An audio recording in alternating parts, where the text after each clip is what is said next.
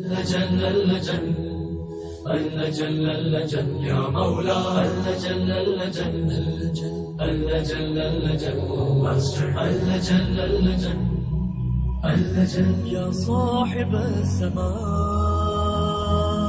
اللجن. اعوذ باللہ من الشیطان الرجیم بسم اللہ الرحمن الرحیم رب اشرح لی صدری ویسر لی امری واحلل عقدۃ من لسانی یفقهوا قولی ان اللہ وملائکتہ یصلون علی النبی یا ایھا الذین آمنوا صلوا علیہ وسلموا تسلیما. اللهم صل علی محمد وآل محمد. ماہ ذی القعدہ کا بابرکت مہینہ شروع ہو چکا ہے اور اس بابرکت مہینے میں ایک بہترین تاریخ ہمارے 8ویں امام علی رضا علیہ السلام کے حوالے سے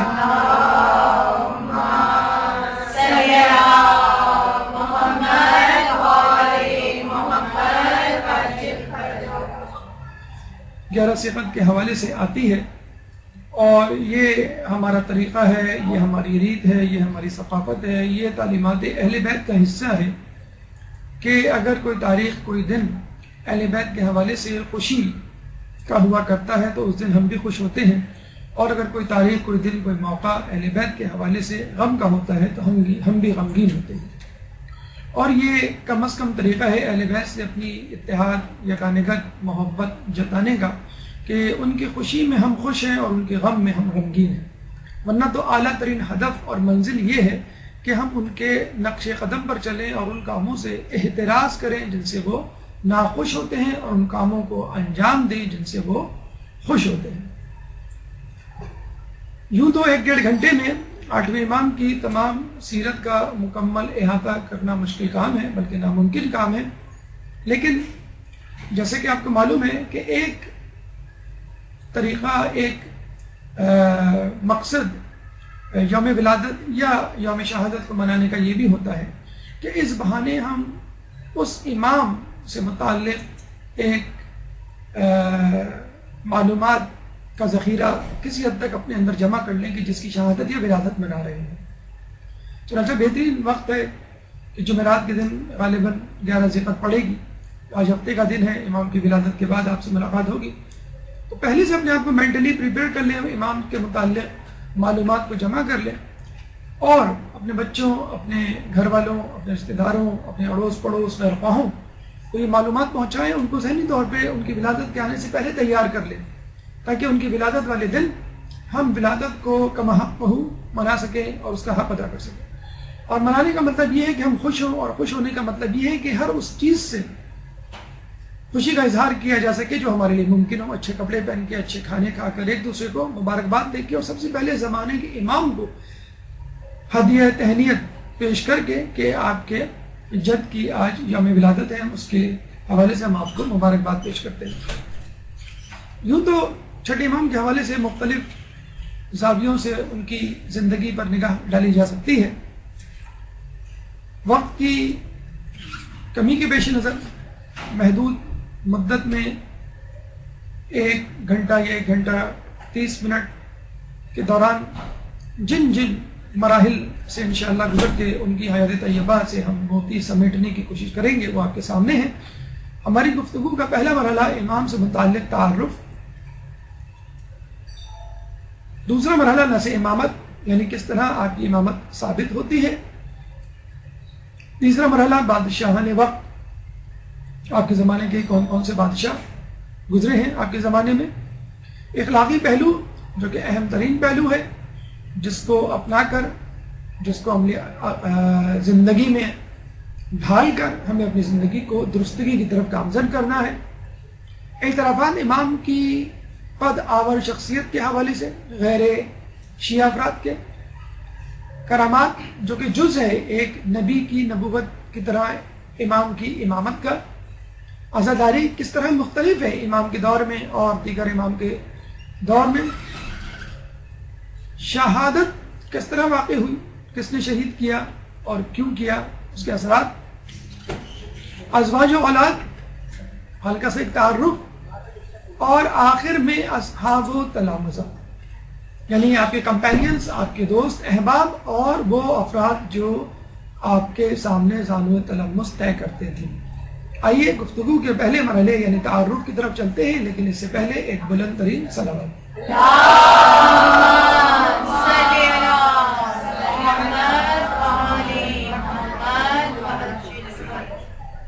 ولادت جیسے کہ آپ کو بتایا گیا کہ 11 ذی القعدہ 148 ہجری، کچھ روایات کے مطابق 11 ذی الحج 153 ہجری، زیادہ مشہور روایت 11 ذی القعدہ 148 ہجری کی ولادت ہے۔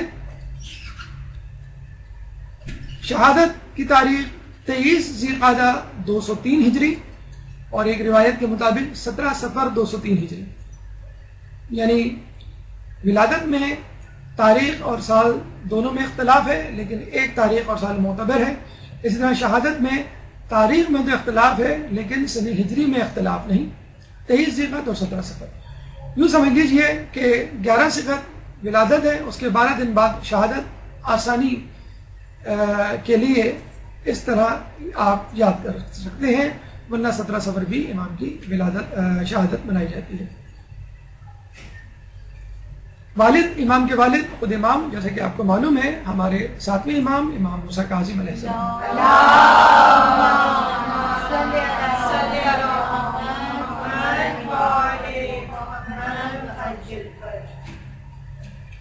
والدہ نجمہ خاتون، نجمہ خاتون کے بارے میں تواریخ میں تفصیل کے ساتھ درج ہے اور کہا جاتا ہے کہ آپ مغرب سے تعلق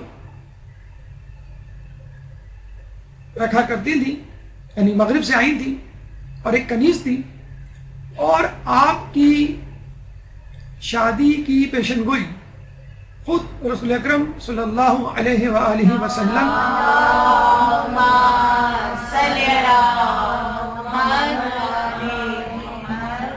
خود رسول اللہ نے 7ویں امام کے خواب میں آ کے یہ بشارت دی تھی اور یہ کہا تھا کہ یہ خاتون جو ہے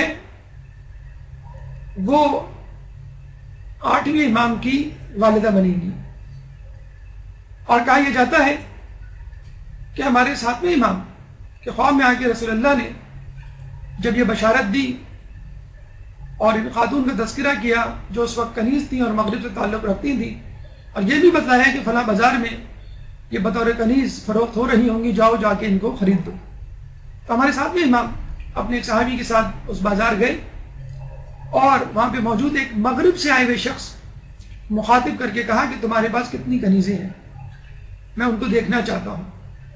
اس مغرب سے آئے ہوئے شخص نے تمام کنیزیں دکھانا شروع کر دی ایک کے بعد ایک، لیکن امام کو اپنی مطلوبہ کنیز یعنی اپنی مطلوبہ شخصیت جس کا تذکرہ رسول اللہ نے خواب میں کیا تھا نظر نہیں آئی۔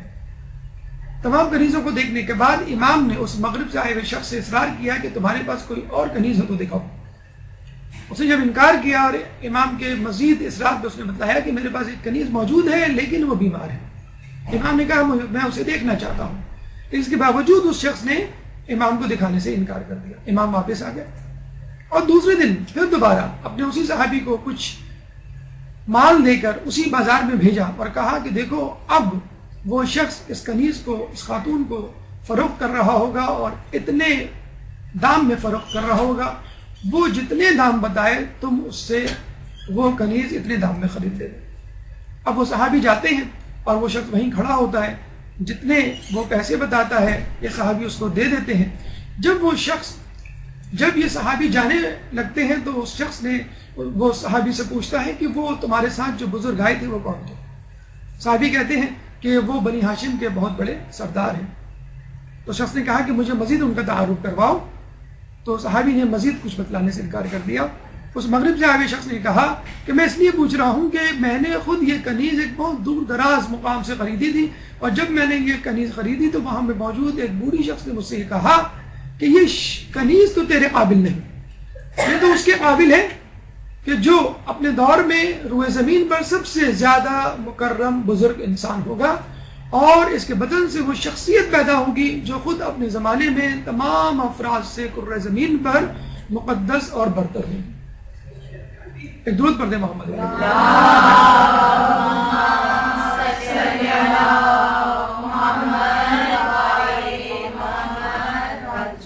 ان خاتون کے ہمیں مختلف نام ملتے ہیں، یعنی امام کی والدہ کے نجمہ خاتون، تکتم، اردہ، سمانہ، ام البنین، خضران، صقر،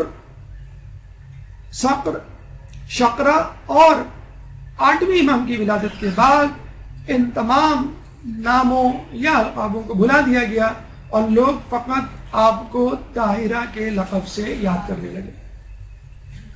خود امام کا نام علی، اہل بیت اور سلسلہ عصمت میں تیسرے علی، پہلے علی مرتضیٰ، دوسرے علی امام زین العابدین اور تیسرے خود امام رضا۔ یہاں یہ بات واضح کر دینی ضروری ہے کہ اماموں کے اور اہل بیت کے ناموں پر اپنے بچوں کے نام رکھنا خود اہل بیت اور ہمارے ائمہ کی سنت ہے، اور اس کی ابتدا خود انہوں نے ہی کی۔ اگر وہ چاہتے تو خود اپنے لیے، اپنے بچوں کے لیے جن کو امام ہونا تھا، مختلف نام رکھتے۔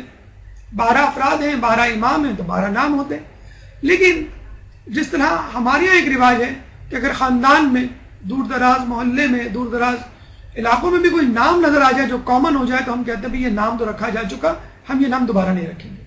لیکن آپ دیکھ لیجئے، آپ کو ایک ہی محلے میں ایک ہی خاندان میں کتنے ہی لوگ علی نام کے مل جائیں گے، لیکن آپ کو اس نام کے نئے پن میں کبھی بھی پرانا پن نظر نہیں آتا کہ نام پرانا ہو گیا ہے، کوئی اور نام رکھو۔ فاطمہ نام کی کتنی لڑکیاں مل جائیں گی، زینب نام کی کتنی لڑکیاں مل جائیں گی، حسن حسین نام کی کتنی۔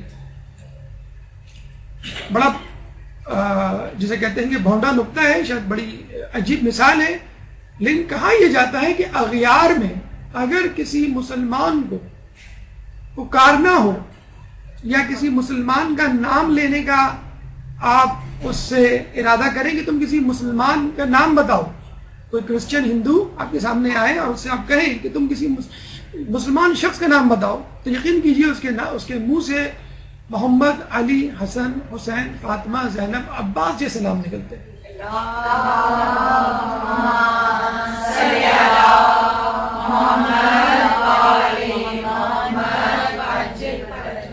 دور کیوں جائے، ہمارے پڑوسی ملک میں جو فلمیں بنا کرتی ہیں جو کہ پاکستان دشمن یا مذہب دشمن یا اسلام دشمن، اس میں بھی اگر کرداروں کو منتخب کیا جاتا ہے، مسلمان کرداروں کو، تو ان کے نام یہی رکھے جاتے ہیں۔ یعنی اغیار کے ذہن میں بھی، غیر مسلموں کے ذہن میں بھی اگر مسلمان ہیں تو بس اسی نام کے مسلمان ہیں، دوسرے نام کے مسلمان کہنے کے حقدار نہیں۔ حالانکہ دیکھیے، ہم سے زیادہ مشکل دور سے گزرا کرتے تھے اس زمانے میں اہل بیت اور ان کے چاہنے والے، اور یہ بات بھی طے ہے کہ اس زمانے میں ناموں سے پہچان لیا جاتا تھا کہ کون کس مکتبہ فکر سے تعلق رکھتا ہے، اور ناموں سے ان کو زد و کوب کیا جاتا تھا، تشدد کیا جاتا تھا، ذہنی اور جسمانی طور پہ نقصان پہنچایا جاتا تھا، عزت و ناموس پر حملے کیے جاتے تھے۔ فقط نام سے پہچان لیا جاتا تھا کہ کون کس مکتبہ فکر سے تعلق رکھتا ہے۔ لیکن اس ماحول میں بھی امام نے اس ریت کو، اس سنت کو، اس طریقے کو زندہ کیا، جاری کیا، اور بے دھڑک اپنی اولادوں کے نام اہل بیت کے اور ائمہ کے ناموں پہ رکھے، تاکہ آنے والے لوگ، چاہنے والے اور اہل بیت سے محبت رکھنے والے لوگ بھی اس طریقے کو اپنائیں، اور جب یہ نام پھیلیں تو ان کے اثرات بھی پھیلیں، اور ان ناموں کی جو تاثیر ہے وہ لوگوں کی زندگی میں اتر ہے۔ کنیت ابو الحسن، خود امام علی کی کنیت ابو الحسن۔ ابو الحسن یا لفظ ابو جو ہے وہ بڑے بیٹے کے نام سے جو نام مشہور ہوتا ہے اس کو ہم کنیت کہا کرتے ہیں، یعنی حسن جو ہے ان کے بڑے بیٹے تھے۔ ویسے آپ کی معلومات کے لیے یہ کنیت بیٹی کے نام سے بھی ہو سکتی ہے، اور یہ کنیت کسی بھی رشتہ دار کے حوالے سے ہو سکتی ہے، حتیٰ کہ چچا ماموں کے حوالے سے بھی ہوتی ہے، یعنی جو شخصیت خاندان میں مشہور ہو اس کے حوالے سے یہ کنیت مشہور ہو سکتی ہے، لیکن عموماً اس کنیت کو بڑے بیٹے کی نسبت سے استعمال کیا جاتا ہے۔ امام کے لقب وہ ہوا کرتا ہے کہ جو کسی شخصیت کی کسی خوبی کی وجہ سے عوام الناس میں مشہور ہو جائے، اور ائمہ کے حوالے سے عموماً یہ لقب خود رسول اللہ اور اللہ کی طرف سے ملا کرتا تھا. امام کے بہت سارے القاب مشہور ہیں. ایک لقب صابر یعنی صبر کرنے والا، ایک لقب فاضل فضل یعنی احسان کرنے والا، رضی یعنی راضی، اللہ کے دیے ہوئے اللہ کی دی ہوئی نعمتوں میں راضی، کوئی شکوہ شکایت نہیں، وفی وفا کرنے والا، عہد کا وعدوں کا پاس رکھنے والا، قرۃ العین المومنین مومنین کی آنکھوں کی ٹھنڈک. یہاں میں آپ کو عربی سے اردو میں ترجمہ کرنے کی ایک ٹپ دیتے چلیں کہ جب کوئی مرکب لفظ عربی میں یا فارسی میں آپ کے سامنے آئے تو اس کا ترجمہ کرتے ہوئے پہلے آپ الفاظ کا ترجمہ کریں الگ الگ اور پھر اس کو الٹا پڑھ لیں. قرہ یعنی ٹھنڈک، عین یعنی آنکھ، مومنین یعنی مسلمان یا مومنین. اب اس کو الٹا پڑھ لیے، قرۃ العین المومنین مومنین العین القرہ یعنی مومنین کی آنکھوں کی ٹھنڈک. اس طرح فارسی میں ہوتا ہے کتاب خدا، خدا کی کتاب، اس کو الٹا کرتے ہیں.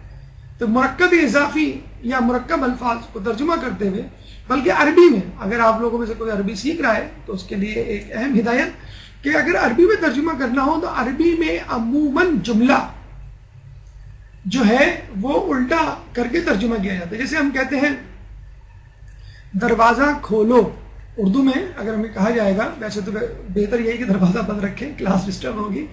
اگر آپ کو کہا جائے کہ دروازہ کھولو، دروازہ پہلے بولیں گے ہم، کھولنا بعد میں کہیں گے، ٹھیک ہے. عربی میں ہم کہیں گے افتح الباب، افتح یعنی کھولو دروازہ. اگر کوئی کہے کہ کھولو دروازہ، ہم کہیں گے اس نے ابھی نئی نئی اردو سیکھی ہے، حالانکہ ہو سکتا ہے وہ عربی بولنے والا ہو اور وہ اپنے اعتبار سے ترجمہ کر رہا ہو افتح الباب یعنی کھولو دروازہ. لیکن اردو میں جو ہے الٹا بولا جاتا ہے، دروازہ کھولو یعنی آبجیکٹ یا مفعول پہلے بولا جاتا ہے اور فعل بعد میں آتا ہے. عربی میں فعل و فاعل و مفعول یہ ترتیب ہوتی ہے، پہلے فعل ہوتا ہے، پھر فاعل ہوتا ہے، پھر مفعول ہوتا ہے. فعل یعنی ورب، فاعل یعنی سبجیکٹ، مفعول یعنی آبجیکٹ، یہ ترتیب ہوتی ہے عربی میں، فعل فاعل مفعول. اردو میں کچھ الٹا معاملہ ہوتا ہے، کم از کم مفعول پہلے آتا ہے پھر فعل. غیظ الملحدین، ملحدین کہتے ہیں جو اللہ کو نہ مانے، ایتھیسٹ، سیکولر. ملحدین پر غضب یعنی آپ کی شخصیت ملحدین پر ایک اللہ کا غضب تھی. غیظ الملحدین ملحدین پر غضب، یہاں پہ بھی ترجمہ اگر کریں تو ترتیب الٹ دیں. رضا یہ وہ لقب تھا جو امام کا سب سے زیادہ مشہور ہوا. جیسے ہم امام، ہمارے جو چوتھے امام ہیں ان کا نام علی ہے، لیکن علی کے نام سے کوئی نہیں پہچانتا. امام زین العابدین کے نام سے زیادہ پہچانتے ہیں، حالانکہ امام زین العابدین ان کا لقب ہے. زین العابدین عابدوں کی زینت ان کا لقب ہے، لیکن جب تک ہم زین العابدین نہ کہیں، فقط علی کہتے ہیں تو لوگ نہیں پہچانیں گے کون سے علی، پہلے علی، چوتھے علی، آٹھویں علی. اسی طرح امام علی کے آگے جب تک آپ علی رضا نہ لگا دیں اس وقت لوگ نہیں سمجھتے کہ یہ کون سے علی کی بات ہو رہی ہے. سب سے زیادہ مشہور لقب تھا، اور امام رضا بھی بول دیں تو لوگ سمجھ جاتے ہیں کس امام کی بات ہو رہی ہے. لوگوں میں بہت مشہور تھا، لوگوں نے اس لقب کو اتنا بڑھایا کہ ان کا اصل نام لوگ بھول گئے. حقیقت میں یہ لقب خود رسول اللہ کا دیا ہوا تھا، لیکن جب مامون نے ان کو ولی عہدی دی اور انہوں نے چاروں ناچار، جس کے بعد اس بار انشاءاللہ کسی وقت ہم آپ کے سامنے زیر گفتگو لائیں گے، جب آپ نے مصلحتاً اس ولی عہدی کو قبول کر لیا تو نہ صرف اپنے چاہنے والے بلکہ اغیار بھی آپ کے حلقہ احباب میں، آپ کے چاہنے والوں میں شامل ہو گئے، اور آپ کی محفل، آپ کی مجلس، آپ کی درسگاہ جو ہے وہ ہر خاص و عام کے لیے، ہر شیعہ اور غیر شیعہ افراد کے لیے عام ہو گئی. یعنی ہر شخص آپ سے راضی ہو گیا. بس وہاں سے آپ کا یہ لقب اور زیادہ مشہور ہو گیا. پہلے اپنے لوگوں میں یہ لقب مشہور تھا، اس کے بعد عام لوگوں میں بھی یہ لقب مشہور ہو گیا، کیونکہ اپنے اور غیر دونوں قسم کے افراد آپ سے راضی ہو گئے اور آپ کو امام علی رضا کہا جانے لگا. نسیم احمد، ہماری گفتگو کا دوسرا مرحلہ، ایک درود پڑھ دیجئے محمد.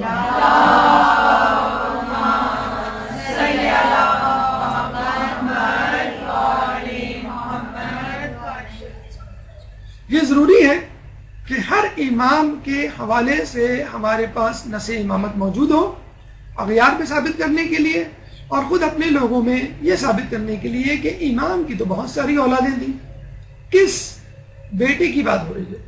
کیونکہ خود شیعہ گروہ میں بھی بہت سارے فرقے جو بنے ہیں، اسماعیلی اور بہری اور دیگر فرقے، زیدیہ یا دیگر فرقے، وہ اسی بنیاد پر بنے ہیں کہ امامت کی نص پہ اختلاف ہو گیا یا نص کو نہیں مانا گیا یا اپنے تئیں جو ہے وہ قیاس کر لیا گیا کہ امام کی فلاں اولاد امام ہوگی۔ تو اس کی نص سن لیجئے، بحر الانوار میں درج ہے کہ ایک دفعہ امام موسیٰ کاظم علیہ السلام کے خواب میں رسول اللہ اللہم صلی علی محمد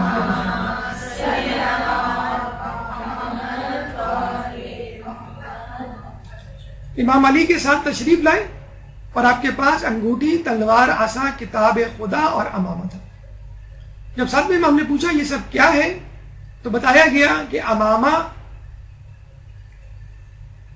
اللہ کی سلطنت ہے، کتاب خدا خدا کا نور ہے، عصا خدا کی طاقت و قوت ہے، تلوار اللہ کی عزت ہے، اور انگوٹھی ان تمام چیزوں کی ایک علامت ہے۔ اب یہ عہدہ امامت تمہارے بعد تمہارے فرزند علی کے پاس جائے گا، یعنی امام علی رضا کے پاس جائے گا۔ اور آپ کو معلوم ہے جب عہدہ امامت کسی کے پاس جاتا ہے تو یہ تمام چیزیں بھی اس کے پاس جاتی ہیں۔ جب ہمارے موجودہ امام، زمانہ حال کے امام جب آئیں گے تو ان کے پاس بھی یہ تمام چیزیں تبرکات موجود ہوں گی، اور یہ ایک طرح کی دلیل ہوگی جو اپنی امامت پر وہ قائم کریں گے۔ امام نے یہ خواب سنا کر اپنے ایک چاہنے والے کو یہ کہا، بلکہ اس چاہنے والے نے یہ جب دریافت کیا کہ جب آپ نہ ہوں گے تو پھر آپ کے بعد کون امام ہوگا، کیونکہ ہر جانے والے امام نے آنے والے امام کی خبر دی ہے آپ سے پہلے۔ تو امام موسیٰ کاظم علیہ السلام نے فرمایا کہ دیکھو وہ زمانہ اور تھا، یہ زمانہ اور ہے۔ تو پوچھنے والے نے کہا کہ اگر کوئی شخص آپ کے اس جواب پر راضی ہو جائے تو اس پہ خدا کی لعنت۔ کتنا مضبوط ایمان تھا، وہ سمجھ گیا کہ امام جو ہے میرا امتحان لینا چاہ رہے ہیں اور یہ جواب قابل قبول نہیں ہے۔ یعنی نعوذ باللہ دوسرے الفاظوں میں امام کہنا چاہ رہے ہیں کہ پہلے تو اعلان ہوتا تھا امامت کا، آنے والے امام کا، اب نہیں ہوگا، یہ ہو ہی نہیں سکتا۔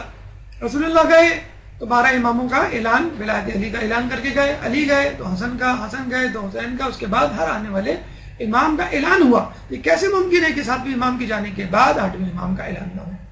اچھا، اس کا بھی تذکرہ بھی آگے آئے گا کہ 8ویں امام کی جو اعلان امامت ہے یا نص ہے وہ بڑی تنازع کے ساتھ لوگوں میں مشہور ہوئی، اور بعد میں بڑی مشکل سے لوگوں نے اس کو قبول کیا، اور بہت سے لوگوں نے تو انکار کر دیا۔ کیوں؟ اس کی وجہ آگے آئے گی۔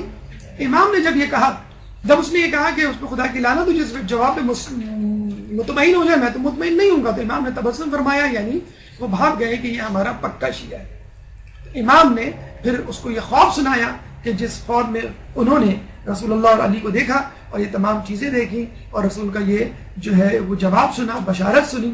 پھر امام نے اس شخص کو کہا کہ دیکھو یہ بات جو میں تمہیں بتا رہا ہوں امام علی رضا کی ولایت اور امامت کے حوالے سے کہ میرے بعد میرا بیٹا امام علی رضا امام ہوگا، تو یہ بات تم فقط اہل افراد کو بتانا، عاقل افراد کو بتانا، ہر کسی کو نہیں بتاتے پھر۔ کیوں؟ حالات حالانکہ بہت اچھے حالات سے گزر رہے تھے، امام پانچویں امام اور چھٹے امام بہت اچھے حالات سے گزرے تھے، لیکن اس کے بعد 7ویں امام کے بعد حالات نے پلٹا کھایا اور حالات اہل بیت پہ تنگ ہو گئے، زندگی تنگ ہو گئی اور بہت دشوار گزار لمحات اور وہ مدت امام نے گزاری ہے۔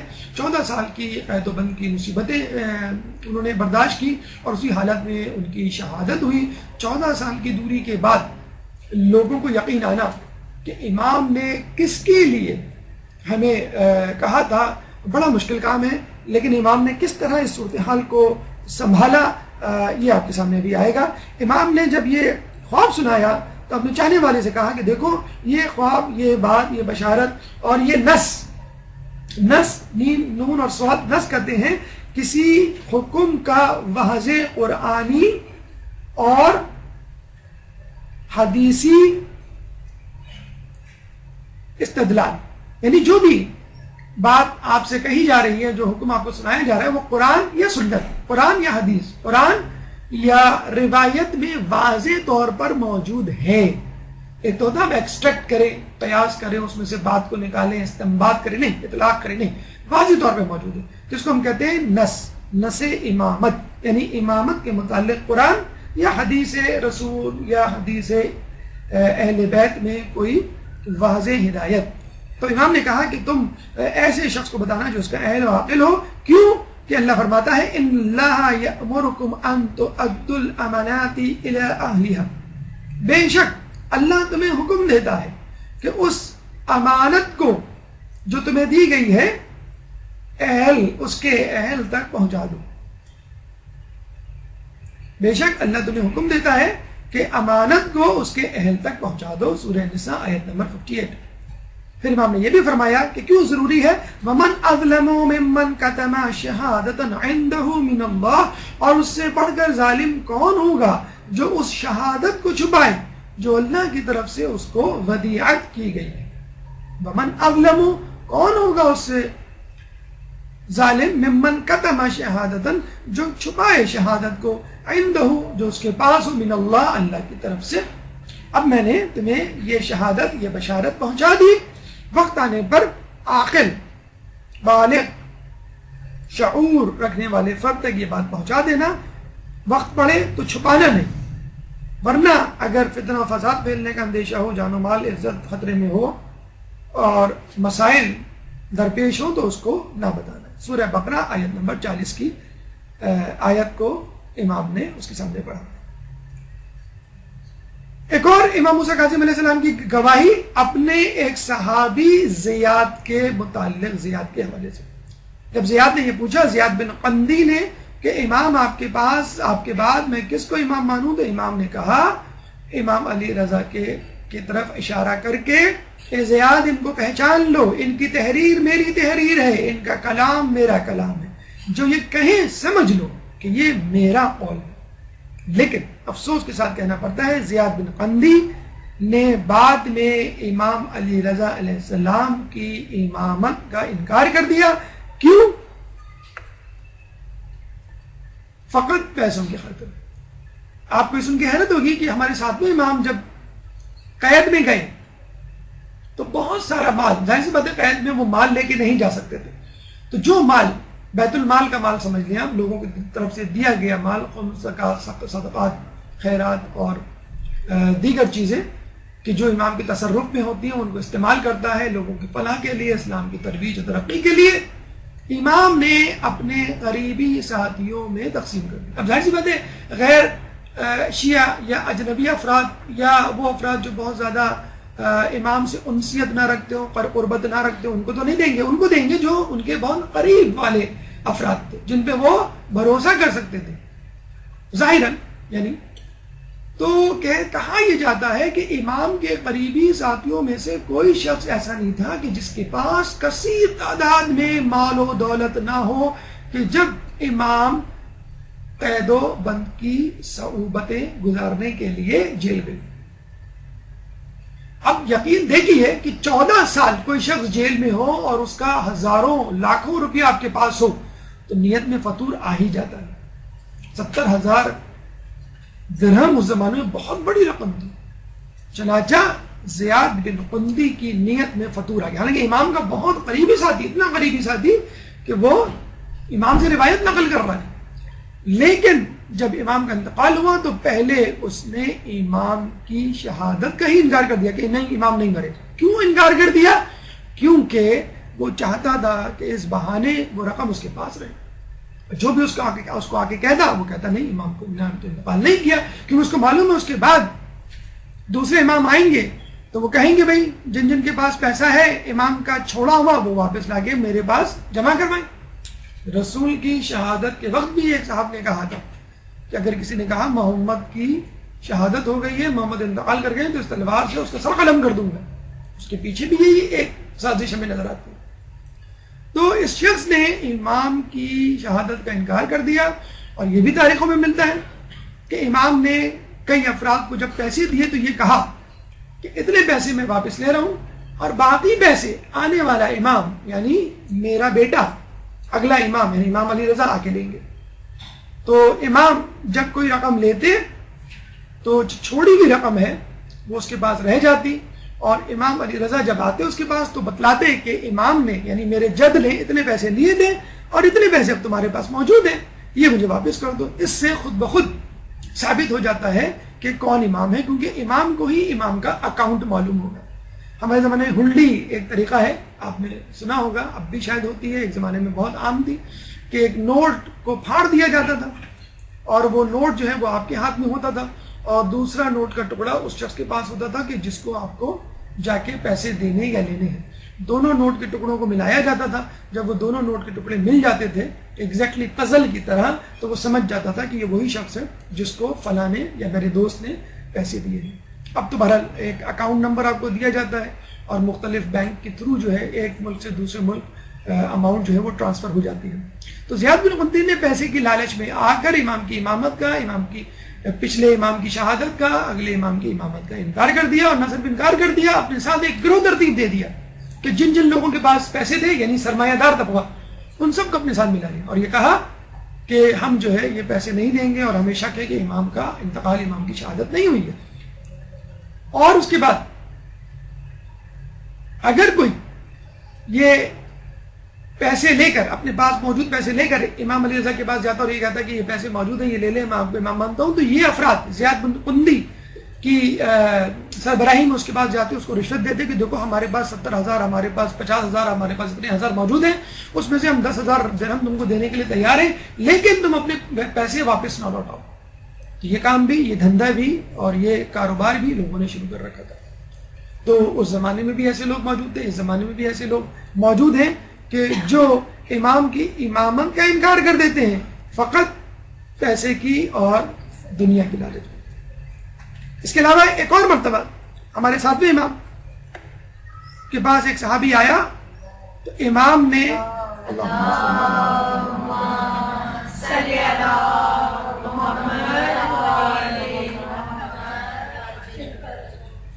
امام نے اپنے صاحبزادے امام علی رضا علیہ السلام کی طرف اشارہ کر کے کہا کہ وہ یعنی امام علی رضا وہ میرے ساتھ کتاب جفر اور جامعہ کا مطالعہ کرتے ہیں اور ان کا مطالعہ وہی کر سکتا ہے جو نبی ہو یا وصی نبی ہو.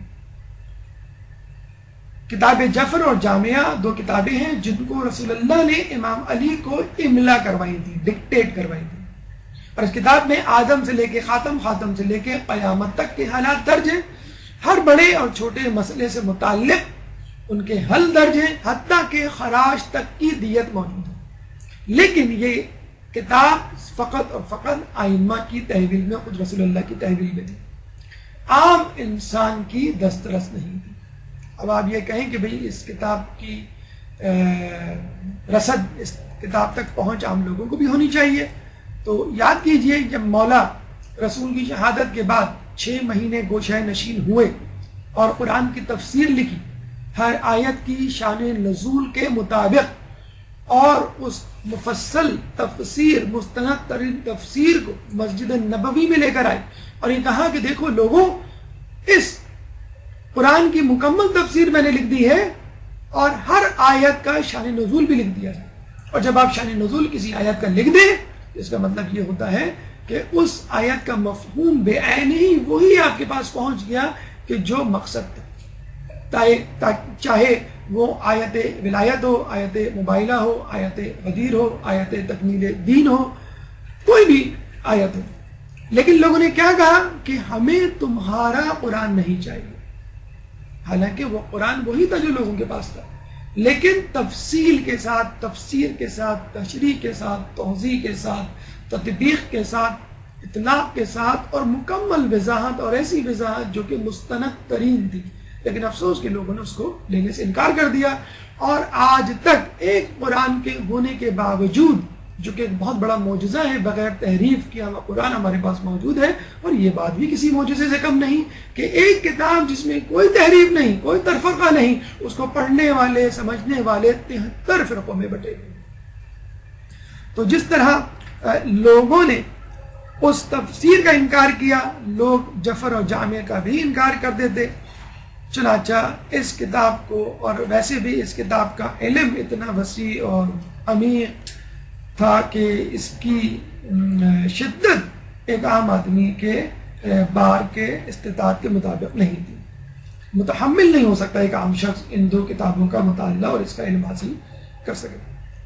اس کے علاوہ ہمارے ساتویں امام کو جب ہارون نے بلایا اور ان کو اندازہ ہو گیا کہ اب میں قید خانے میں ڈالا جانے والا ہوں اور اب میری واپسی ممکن نہیں، تو آپ نے 17 افراد کو جمع کیا اور ایک وصیت نامہ لکھوایا اور اس وصیت نامے پہ 60 افراد کی گواہی لی. کہاں؟ قبر رسول کے اوپر. یہ ایک انوکھی گواہی تھی، ایک انوکھا طریقہ استدلال تھا، ایک عجیب اعلان تھا جو اس سے پہلے اور اس کے بعد کسی امام نے نہیں کیا. اور یہ کہاں امام نے کہ دیکھو میں اپنے باپ، اپنے بیٹے امام علی رضا یعنی علی کو امام بنانے جا رہا ہوں ابھی اسی وقت، کیونکہ مجھے نہیں معلوم کہ آج کے بعد مجھے تم لوگوں سے ملاقات کرنی پڑے یا نہیں، اور مجھے نہیں معلوم یا مجھے معلوم ہے کہ جب میرا وقت شہادت آئے گا تو میرا بیٹا میرے پاس موجود ہے. چنانچہ 14 سال پہلے ہی امام نے اپنی امامت کی منتقلی سے متعلق وصیت نامہ اور گواہی قبر رسول پر لکھوا لیا اور لوگوں سے گواہی دلوا لی. ہماری گفتگو کا تیسرا مرحلہ بادشاہان وقت امام کے زمانے میں. ایک درود پڑھ دیجئے محمد علی محمد.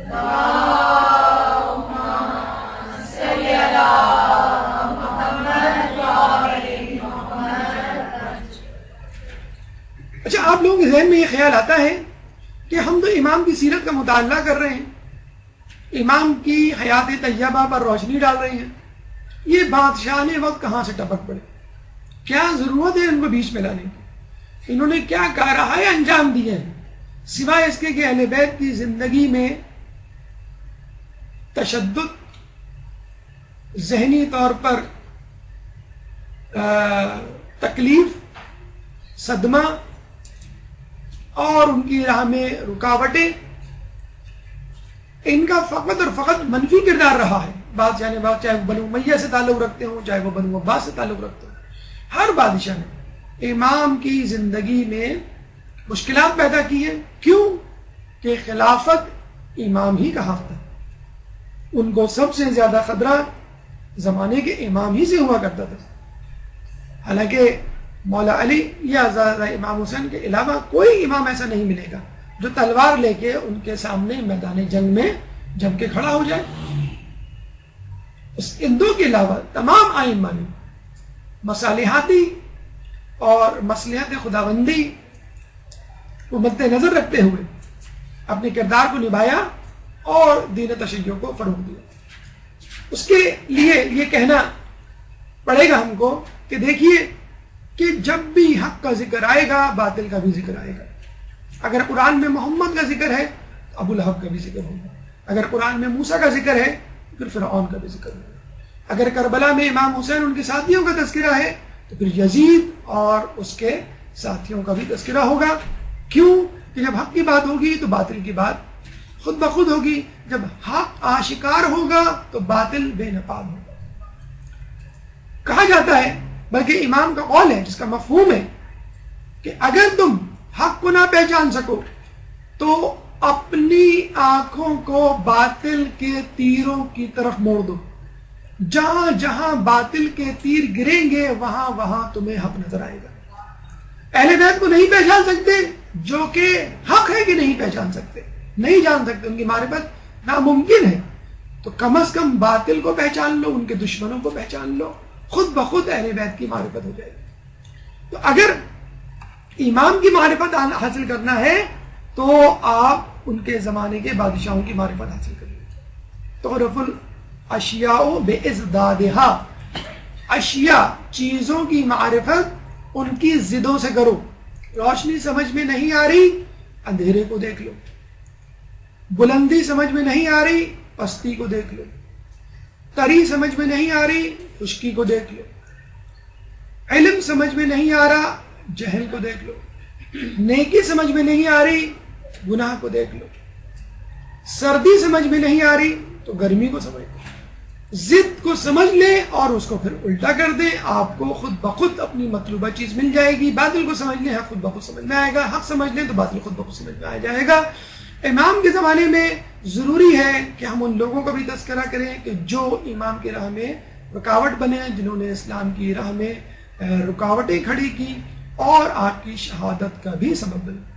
آپ کی وقت ولادت جو حکومت دی اس کا بادشاہ منصور تبانقی تھا، اس کے بعد 158 ہجری میں مہدی عباسی۔ دیکھیں اس زمانے کے بادشاہوں نے بھی یہ کھیل کھیلنے کی کوشش کی، جب ان کو پتہ چلا کہ ان کے ہاں یہ روایت موجود ہے کہ ایک زمانہ آئے گا کہ دنیا ظلم و جور سے بھر چکی ہوگی، تو ہمارا چاہنے والا، ہمارا ماننے والا اور ہمارے جد سے، ہماری نسل سے ایک شخص پیدا ہوگا جو 12واں امام ہوگا، اس دنیا کو عدل سے اس طرح بھر دے گا یہ جیسے ظلم سے بھری ہوئی تھی۔ تو بادشاہوں نے اپنے شہزادوں کے نام مہدی کے نام پہ رکھنا شروع کر دیے اور لوگوں کو یہ کہنا شروع کر دیا یہ وہی تو مہدی ہے جس کا تذکرہ آیات و روایات میں ملتا ہے۔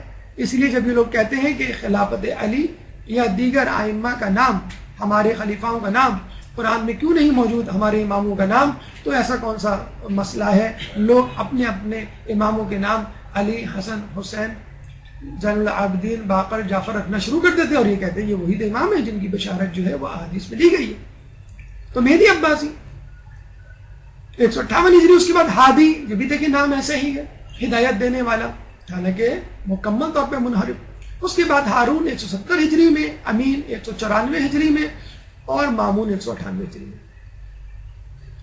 ہارون 7ویں امام کے زمانے میں تھا، جس نے امام کو 14 سال قید رکھا۔ اس کی 2 اولادیں تھیں، امین اور مامون۔ عربی النسل امین تھا اور مامون عجمی النسل تھا، یعنی عربی زوجہ سے، عرب خاتون سے امین پیدا ہوا اور عجم کی خاتون سے یعنی غیر عرب سے مامون پیدا ہوا۔ تو عوام الناس میں ایک فطری رجحان تھا کہ ہارون کے بعد امین کو تخت پہ آنا چاہیے، کیونکہ امین عرب ہے، عربی بولنے والا ہے اور عرب خاتون سے تعلق رکھتا ہے، اور مامون جو ہے وہ غیر عرب ہے اور وہ بھی کنیز سے، تو لوگوں میں مامون کی طرف جو ہے وہ رجحان نہیں تھا۔ لیکن مسئلہ یہ تھا کہ امین انتہائی بدقماش، بدماش، اوباش شخص کا، انسان عیاش، کہ اگر اس کے ہاتھ میں سلطنت آتی تو بہت عرصے تک نہ رہ پاتی، اور مامون انتہائی چالاک، ہوشیار اور علم دوست، لیکن اس چالاکی ہوشیاری کو اس نے کسی اور طریقے سے استعمال کیا۔ چنانچہ ہارون نے بہت کوشش کی کہ کسی طرح مامون کو امور سلطنت سپرد کر دے، لیکن لوگوں کی مخالفت کے پیش نظر اس نے آخر میں یہی کیا کہ اپنی سلطنت کو 2 حصوں میں تقسیم کر دیا۔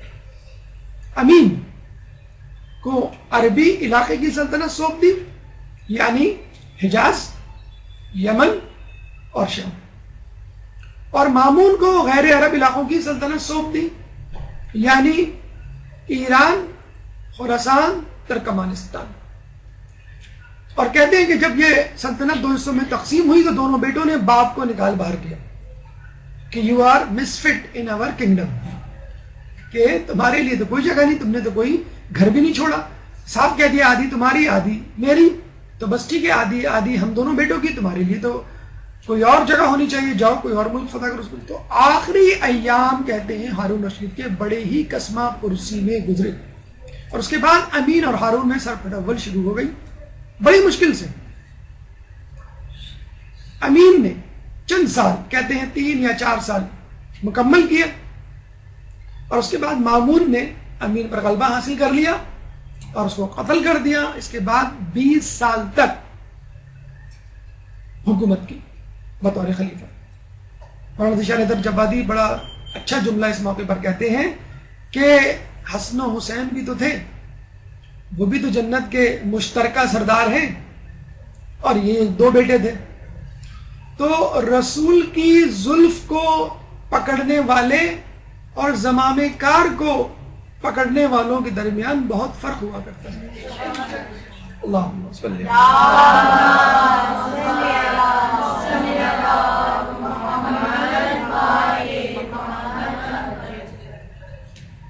یہ مامون و امین کا مختصر سا خاکہ تھا، اور یہی وہ دور تھا جو بنو امیہ بنو عباس کے درمیان چپخلش کا ایک جسے کہتے ہیں کہ شمع یا ایک مثال، ایک جھلکی ہمیں پیش کرتا ہے، جس طرح بنو امیہ بنو عباس کی لڑائی کے درمیان امام کو موقع مل گیا، 5ویں 6 امام کو اپنی ترویج اور تبلیغ کا، اور تشیع پہ ظلم کم ہو گیا۔ اس طرح مامون اور امین کے درمیان جب جنگ چھڑی تو مامون گھبرا گیا، پریشان ہو گیا، اور اس نے اس گھبراہٹ میں ولی عہدی کا عہدہ جو ہے وہ امام علی رضا کے سپرد کر دیا، تاکہ لوگوں کی مخالفت میں کچھ کمی آ سکے۔ یہ عجیب بات ہے کہ امام کے دور میں بڑے سیاسی نشیب و فریز آئی، ہمارے ہر امام کو کم و بیش، اکثر اماموں کو کم و بیش اپنے سے پچھلے امام کی بنسبت بالکل متضاد حالات کا سامنا کرنا پڑا۔ دیکھیں، ایک بادشاہ ہے، اس کا بیٹا اس کے بعد یعنی اس کا شہزادہ بادشاہ بن جاتا ہے، وہی سلطنت، وہی دربار، وہی وزراء، وہی شورا، وہی دارالخلافہ، وہی عوام الناس، وہی حکمت عملی، وہی دشمن، وہی دوست، کوئی تبدیلی نہیں آتی، لگتی برابر۔ بڑا آسان ہوتا ہے شہزادے کے لیے اپنے باپ یعنی بادشاہ کے طور طریقوں کو جاری رکھنا، کوئی بھی تبدیلی نہیں کرنی، آپ کو ایز اٹ از آگے بڑھانا ہے۔ جس طرح ہمارے یہاں سیاسی تنظیمیں ہوتی ہیں، باپ، اس کے بعد بیٹا، پھر اس کے بعد اس کا بیٹا۔ امام کے ساتھ ایسا نہیں ہوا کرتا تھا۔ ایک تو یہ کہ حکومتوں کے زیر عتاب ہدف بنے ہوئے ہیں زیادتی، ظلم و تشدد کا، اور دوسری طرف متضاد حالات تقریباً ہر امام کو اپنے سے پہلے امام کے مقابلے میں، چنانچہ صورتحال اتنی گھمبیر، اتنی پریشان کور، اتنی مشوش ہوا کرتی تھی کہ لوگ سمجھ نہیں پاتے تھے کہ امام کیا کر رہے ہیں، امام یہ کیوں کر رہے ہیں، اور اسی شک و شبہ میں لوگ امام کا ساتھ دینے سے انکار کر دیا کرتے تھے۔ اور آج بھی لوگوں کا یہی حال ہے کہ گھبراہٹ میں، پریشانی میں، جب وہ مجتہدین کے فتوے دیکھتے ہیں، مختلف حالات میں جو بدل جاتے ہیں، حالات کے پیش نظر نہیں سمجھ پاتے اور بغاوت کو اتراتے ہیں، انکار کر دیتے ہیں، تقلید کا علاوہ اپنی گردن سے اٹھا کے پھینک دیتے ہیں۔ مثلا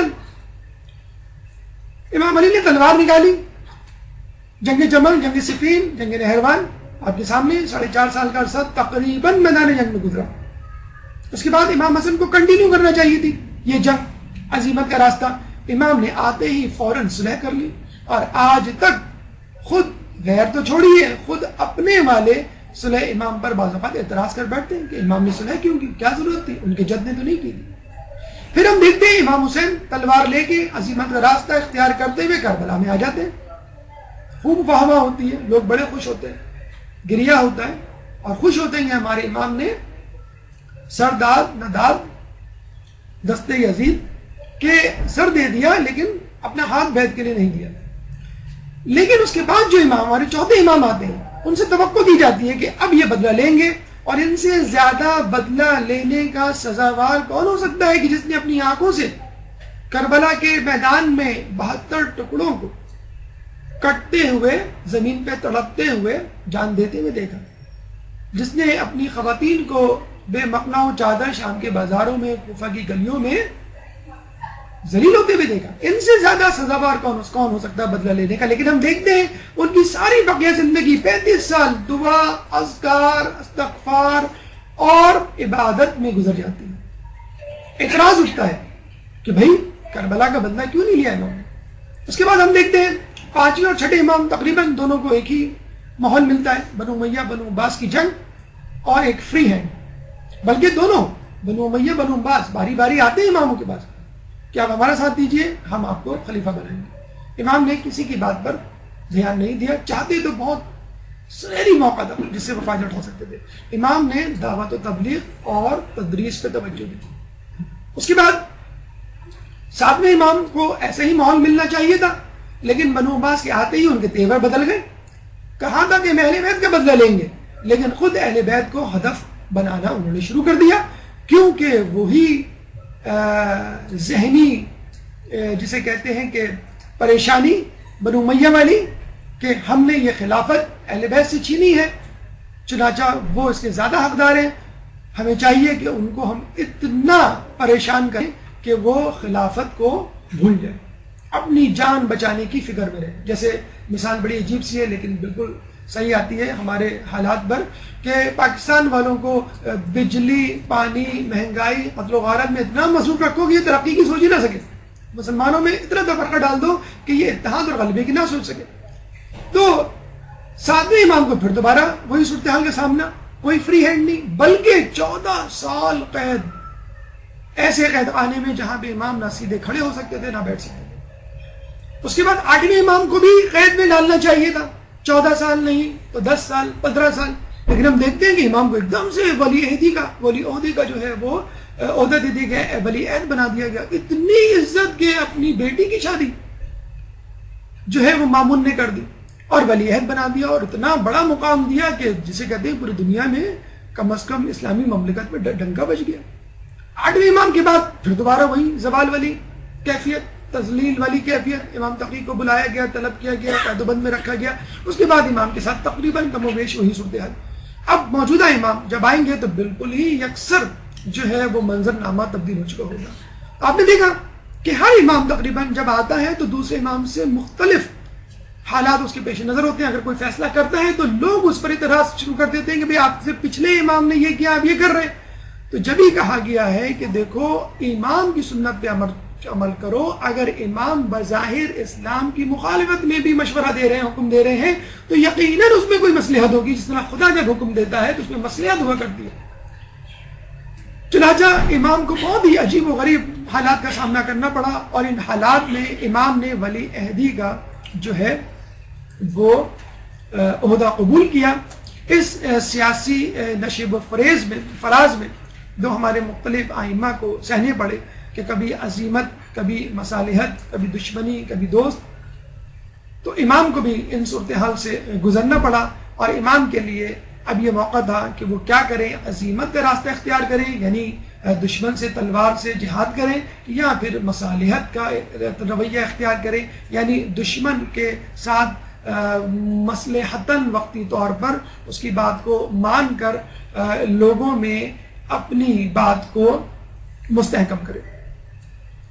اس کا تذکرہ انشاءاللہ مزید تفصیل سے امام کی ولی عہدی سے متعلق ہے۔ امام نے ولی عہدی کا عہدہ کیوں قبول کیا اور اس عہدے کو قبول کرنے سے امام کو فائدہ کیا ہوا، تفصیلی گفتگو انشاءاللہ کسی اور درس میں آپ کے سامنے پیش کی جائے گی۔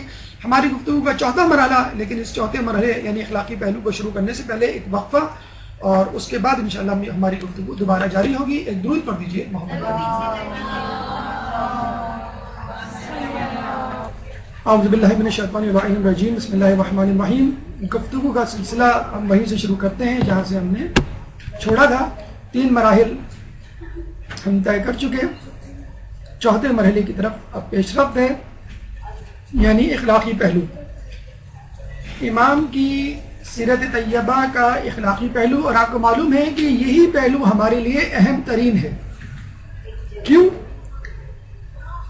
کیونکہ یہ وہ پہلو ہے کہ جس سے ہمیں اپنی عملی زندگی کے لیے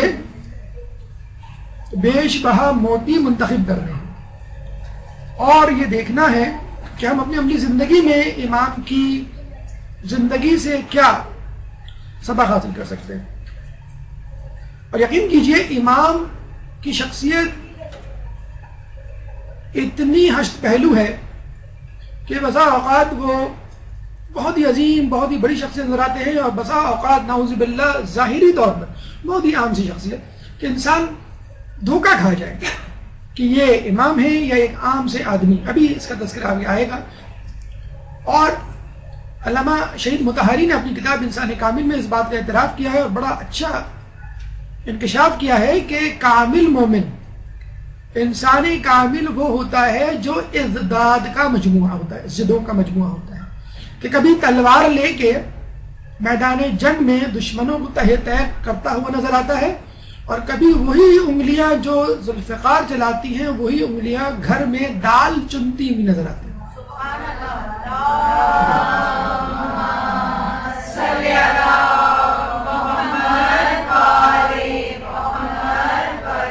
دیکھا آپ نے ازداد کا مجموعہ ہے، ضدوں کا مجموعہ ہے کہ نظر نہیں آتا. کہیں دشمنوں کے ساتھ اس طرح کا رویہ کہ لوگ دشمن کو دوست سمجھنے لگے، اور دوستوں کے ساتھ اس طرح کا رویہ کہ دشمن سمجھنے لگے. عدل کی بات آئے، خدا کے سامنے جواب دہی کی بات آئے، تو ایک شخص اپنے بھائی کو قرض لینے کے لیے آنے والا بھائی جب ہاتھ پھیلائے تو اس کے ہاتھ میں گرم سلاخ رکھ دے کہ میں قیامت میں خدا کو کیا منہ دکھاؤں گا.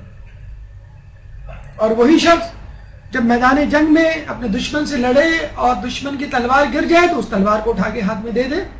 کہ عدل کا تقاضا یہ ہے کہ دشمن جب آپس میں نبرد آزما ہو تو دونوں ایک ہی سطح پر ہوں. تو میرے ہاتھ میں بھی تلوار، تمہارے ہاتھ میں بھی تلوار. معاف کرنے پر آئے تو اپنے دشمنوں کو اس طرح معاف کر دیں کہ ہم حیران رہ جائیں، اہل بیت کے ماننے والے چاہنے والے، کہ مروان بن حکم کہ جس نے کربلا کی بنیاد رکھی، واقعی حرہ میں جب چوتھے امام کے پاس آیا تو امام نے اس کو غلہ اناج اور سایہ فراہم کیا، گھر فراہم کیا. تو یہ اہل بیت کے جو ہے مختلف ہشت پہلو اور مختلف رنگ ہیں ان کی زندگی کے، انسان کی عقل حیران رہ جائے کہ اخلاق کے کتنے عظیم مرتبے پہ فائز تھے. دیکھیے بہت چھوٹی چھوٹی باتیں ہیں، لیکن ان باتوں کو سمجھنا، ان کی گہرائی میں جانا اور نتیجہ اخذ کرنا، یہ ہے کمال. اور ہم یہ سمجھتے ہیں کہ امام کی ہر ادا میں کوئی زبردست تدبیر اور پہلو ہوتا ہے. دیکھیے اگر ہم آپ سے کہیں کہ فلاں آدمی، فلاں انسان، فلاں بزرگ بڑے اچھی ہیں اور آپ ان سے ملنے کے لیے جائیں تو کیا چیز سب سے پہلے آپ کو نظر آئے گی؟ آپ کی نگاہیں کس پہ پڑیں گی؟ لباس. اس کے بعد نشست و برخاست، کس طرح بیٹھا ہے، کس طرح کھڑا ہے، کس انداز سے وہ گفتگو کر رہا ہے، انداز کلام اور اس کی خوش اخلاقی. لباس میں کہا جاتا ہے کہ امام سادہ لباس پہنا کرتے تھے، اور کبھی بہترین لباس پہننا پڑ جائے تو سادہ لباس نہیں اتارتے تھے، اسی سادہ لباس کے اوپر بہترین لباس پہن لیا کرتے تھے. کیوں؟ کہ لوگوں کو دکھانے کے لیے، لوگوں میں کھپ جانے کے لیے، لوگوں سے گھل مل جانے کے لیے، اپنے آپ کو ممیز نہ کرنے کے لیے، لوگوں جیسا نظر آنے کے لیے لوگوں کا جیسا لباس پہن لیا. اسی لیے اسلام فیشن کے خلاف نہیں ہے. آپ جس طرح کا فیشن چاہیں کریں، جس طرح کا لوگ لباس پہنتے ہیں آپ بھی پہنیں، بشرط یہ کہ محرم اور نامحرم کا جو ہے وہ مسئلہ ہے وہ مد نظر رہے. اسی طرح زندگی کے اور شعبہ جات میں جس طرح لوگ رہ رہے ہیں آپ بھی رہ سکتے ہیں، بشرط یہ کہ وہ چیزیں اللہ کی اور آپ کی راہ میں رکاوٹ نہ بنے، اللہ اور آپ کے درمیان رکاوٹ نہ بنے. تو امام اس لیے پہنا کرتے تھے عام سا لباس، خاص لباس اس لیے پہن لیا کہ لوگ پہن رہے اور لوگوں کے درمیان میری توہین اہانت نہ ہو. یہ ضروری ہے، آپ کتنے ہی متقی پرہیزگار کیوں نہ ہو، اس کا جو ہے مطلب یہ نہیں کہ آپ پھٹے پرانے میلے کچیلے اور پیبند لگے ہوئے کپڑے پہن کر لوگوں کے سامنے آ جائیں. معاشرے کے مطابق یا موجودہ اصطلاح میں فیشن کے مطابق کپڑے پہننا اور اپنی شان کو مد نظر رکھتے ہوئے کپڑے پہننا، اسلام اس بات کو پسند کرتا ہے کہ آپ اپنے اسٹیٹس کے اعتبار سے کپڑے پہنیں. کوئی ہو سکتا ہے کہ 5,000 کا جوڑا آپ کے لیے نارمل ہو اور ایک آدمی کے لیے ایکسپینسو ہو، تو وہ آپ پہ اعتراض نہیں کر سکتا کہ بھئی آپ نے اسراف کیا ہے اور آپ کو مجھ جیسا 500 روپے والا جوڑا پہننا چاہیے. آپ کی اوقات 5,000 والی ہے، اس کی اوقات 500 والی ہے. یہ عین ممکن ہے. معاشرے میں مختلف قسم کے اسٹیٹس کے لوگ نظر آئیں گے. اس کا مطلب یہ نہیں کہ آپ کسی حسد میں مبتلا ہو جائیں. اگر آپ برداشت کر سکتے ہیں، آپ کی جیب اجازت دیتی ہے، ٹھیک ہے آپ ایسے کپڑے پہنے. نہیں اجازت دے سکتی اور ایسا کپڑا پہن کے آ جائیں کہ لوگ سمجھیں کہ شاید آپ نے گھر کی کوئی چیز بیچی ہے اور پھر یہ جوڑا خریدا ہے، تو بڑا جسے کہتے ہیں کہ عجیب سا لگے گا. اندر عام لباس کیوں پہنتے تھے؟ تاکہ اپنے نفس کو ذلیل کر سکیں. اسی طرح کا معاملہ سفیان ثوری اور ہمارے چھٹے امام امام جعفر صادق علیہ السلام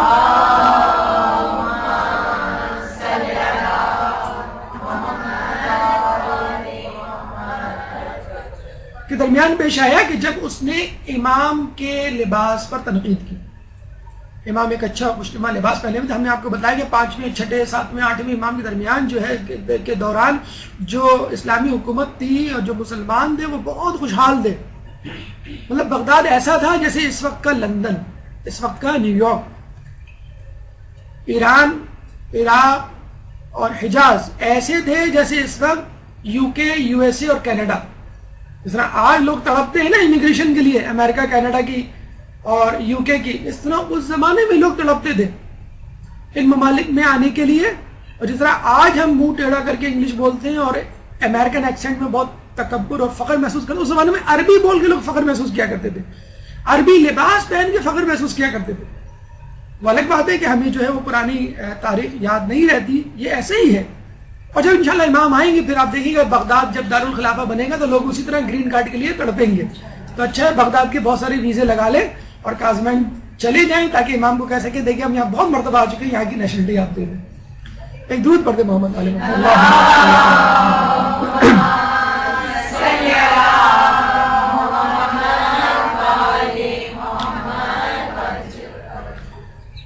اپنے نفس کو ذلیل کرنے کے لیے امام پہنا کرتے تھے. تو سفیان ثوری نے کہا کہ یہ اہل بیت کہاں اور دنیا کی جاہ و جلال شان و شوکت کہاں؟ امام نے فرمایا کہ میں نے یہ لباس اس لیے پہنا ہے کہ عام لوگوں جیسا نظر آؤں، اور اندر کا لباس اس لیے پہنا ہے کہ اپنے نفس کو ذلیل کروں. پھر امام نے اس کے لباس کو، جو اس نے ایک عام لباس پہنا ہوا تھا، اس کو پکڑا اور اس کو اس کے اندر کا لباس دکھایا کہ جس میں وہ ایک بہترین لباس پہنا ہوا تھا اندر. تو اس کو بتلایا کہ تو نے لوگوں پر اپنے زہد کا رعب ڈالنے کے لیے ایک عام سا لباس پہنا ہوا ہے باہر، اور اپنے نفس کو خوش کرنے کے لیے اندر بہترین لباس پہنا ہوا ہے. تو دیکھیے کتنا بڑا فرق ہے امام کی سیرت میں اور دیگر قسم کے لوگوں میں جو بظاہر اپنے آپ کو زاہد اور تارک دنیا بنانے پر دکھانے پہ تلے ہوئے. تو اب آپ سے اس سے نتیجہ اخذ کیجئے، ہمارے یہاں کے لوگ جب لیوائس کی جینز اور گوسی کی ٹی شرٹ اور کیٹ کا کیپ، ایڈیڈاس کے شوز اور کیلوین کلین کا پرس پہن کے جب نکلتے ہیں تو آپ دیکھیے ان کی چال ڈھال، رنگ، اعتبار میں فرق آ جاتا ہے. کوارٹز کی آپ گھڑی پہن لیں، بار بار جو ہے آپ گھڑی کو دیکھ رہے ہیں ٹائم کیا ہوا ہے، لوگوں سے پوچھ رہے ہیں.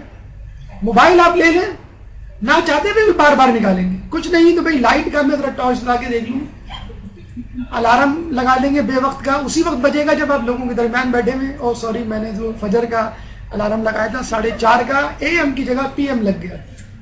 نماز شب بھی بتا دیا آپ نے کہ دیکھیں میں نماز شب فجر کا پابند ہوں، اور موبائل بھی اس بہانے دکھا دیا. تو بس آدمی تڑپ رہا ہوتا ہے. گاڑی لے لیں تو بار بار اداروں کو فون کر رہے ہیں کہ ہم نے جو ہے وہ گھومنے جانا تھا، آپ کیا آنا تھا، آئیے ذرا، یا آپ آ جائیں یا ہم آ جائیں. کسی طرح جسے کہتے ہیں چابی لہراتے ہوئے جا رہے ہیں کہ بھئی کون سی ماڈل کی گاڑی ہے. تو ہم تڑپ رہے ہوتے ہیں اپنے لباس کو دکھانے. دیکھیے اب برا ماننے والی بات نہیں ہے، ہم خواتین کا مجمع ہے، لیکن امام کی روایت ہے اس لیے میں آپ کو عرض کر رہا ہوں. امام کی روایت ہے اپنی خواتین کو کم لباس سلوا کر باہر نکلنے سے روکو. عورت جب اچھا لباس پہنے گی تو اس کو دکھانے کے لیے باہر نکلے گی.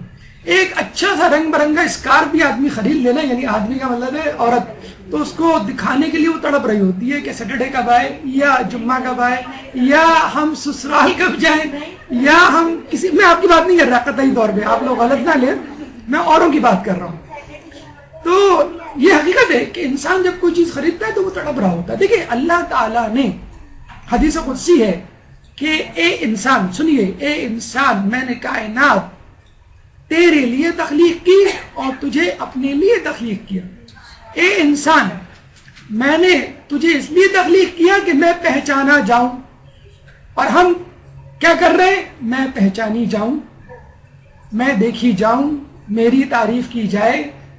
یہ مرد اور عورت دونوں ہی کسی نہ کسی اعتبار سے، مرد کو ہم کہہ سکتے ہیں status wise, job wise, career wise اپنے آپ کو پروجیکٹ کرنے میں مصروف ہے. جو اس وقت اسٹیٹس ہے، ہمارے فیس بک کا اسٹیٹس ہے، جو ہمارے واٹس ایپ کا اسٹیٹس ہے، جو بدستور تبدیل ہو رہا ہوتا ہے.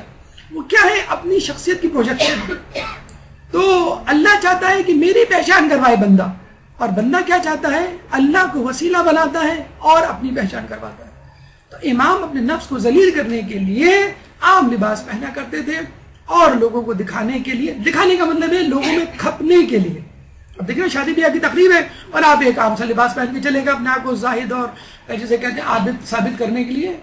دیکھیں بہترین زہد کو چھپانا ہے.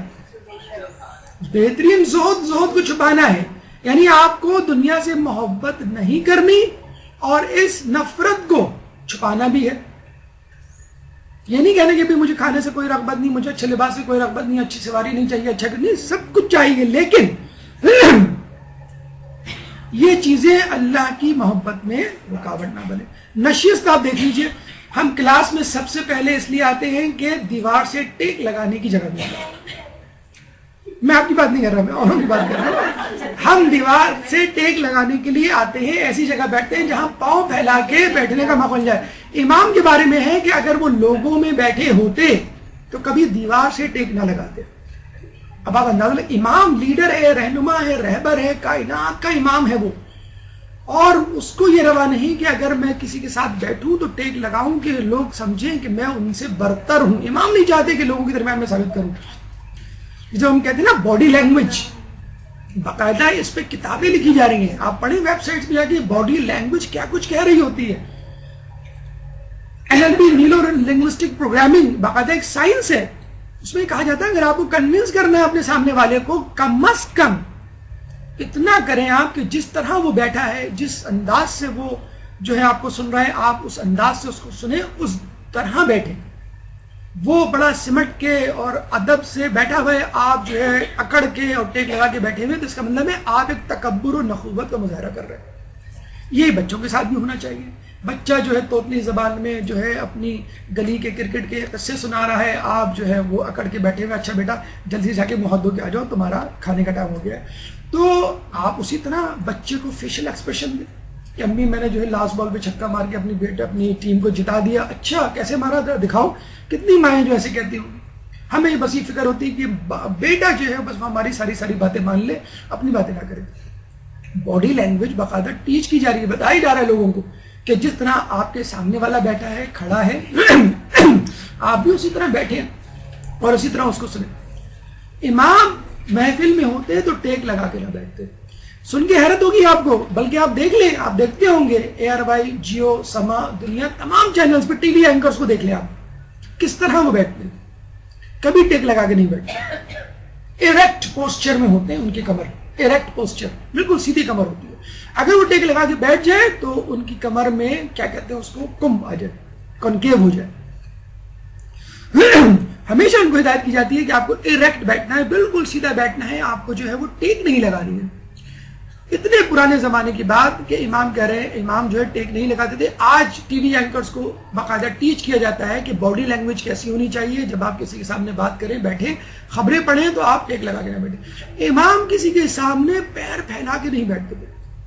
آج کل ہمارے بچے دیکھیے، ٹانگ پہ ٹانگ رکھے میز پر چپس کھا رہے ہوتے ہیں، کولڈ ڈرنک پی رہے ہوتے ہیں، امی آ جائیں، ابو آ جائیں، زلزلہ آ جائے، طوفان آ جائے، ملک الموت ہو جائے، کسی سے نہیں ڈریں گے.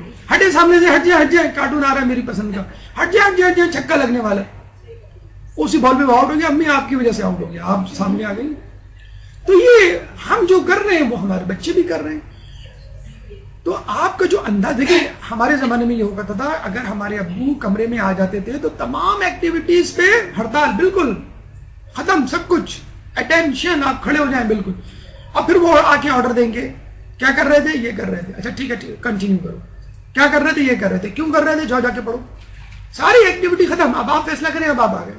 آپ نے بیگمات کو دیکھا ہوگا نا کہ جو کچھ بھی کر رہی ہوتی ہیں 5:30 بجے شوہر نے قدم رکھا، سارے شٹر گری آتے ہیں، جیسے کہتے ہیں کہ کوئی ہڑتال والا سین ہو. جی فرمائیے کیا چاہیے آپ کو. سب سے پہلے نہیں کچھ نہیں چاہیے، آپ جو ہے مجھے چائے دے دیں، اس کے بعد پھر بعد میں بات ہوگی.